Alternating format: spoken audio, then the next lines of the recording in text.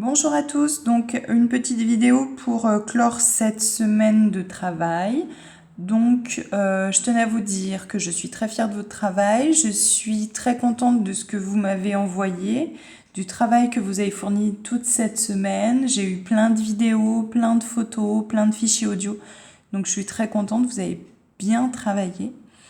Bravo à Siam et Kenza qui m'ont magnifiquement expliqué donc l'histoire de Rouge. Je suis très contente aussi. Je vous félicite les filles. Donc bravo à tous. Je tenais aussi à faire un petit mot aux parents pour les rassurer puisque j'ai eu des messages de parents inquiets qui s'inquiétaient de ce qu'ils arrivaient à faire à la maison ou non. Vous n'êtes pas des enseignants et je comprends que les situations à la maison, elles peuvent être difficiles. Donc ce que je vous donne, c'est du travail, des suggestions de travail, des pistes de travail. C'est à vous, à la maison, de voir ce qu'il est possible ou non de faire. C'est-à-dire qu'il y a des jours où vous allez pouvoir faire des choses avec vos enfants, puis il y a d'autres jours où ça va être plus compliqué, parce que vous aurez peut-être moins de temps à leur accorder, parce que eux seront sans doute moins disposés. Il y a des moments où les enfants seront moins disposés parce que c'est pas une bonne journée ou au contraire parce qu'il y a eu une super journée que vous avez bien pu avancer.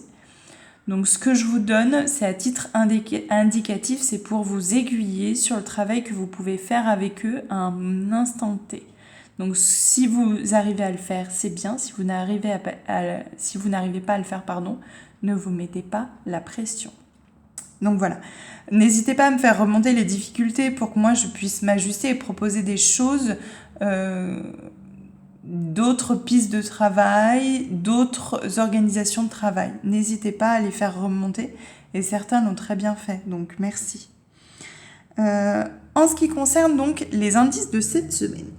Cette semaine, je vous ai donné des indices qui étaient des œuvres d'art. En tout cas, les 3 premiers, c'était des œuvres d'art. Donc la première, c'était une œuvre d'art d'Andy Warhol qui s'appelle Marilyn. Donc il reprend 9 portraits de Marilyn en couleur. Le deuxième, c'était l'autoportrait du Buffet. Voilà. Donc un autoportrait, c'est l'artiste qui essaye de se représenter de la meilleure des façons. Donc l'autoportrait de Dubuffet. Et enfin, le dernier, c'était l'autoportrait de Vincent van Gogh. Donc la semaine prochaine, comme vous avez dû le décoder grâce au message d'aujourd'hui, c'est le mot portrait qu'il fallait trouver. Donc la semaine prochaine, je vais vous proposer plusieurs activités qui seront autour du portrait, de votre portrait principalement. Donc une des premières activités, ça va être de définir ce que vous aimez et ce que vous n'aimez pas, par exemple. La deuxième activité, ça va être de vous décrire, donc de trouver les mots qui vous représentent le mieux. Enfin bref, ça va être autour de votre portrait, toutes les activités de la semaine prochaine. Donc, en fin de week-end, je vous mettrai en ligne une vidéo qui vous permettra de comprendre les consignes et ce que j'attends des élèves pour la semaine prochaine.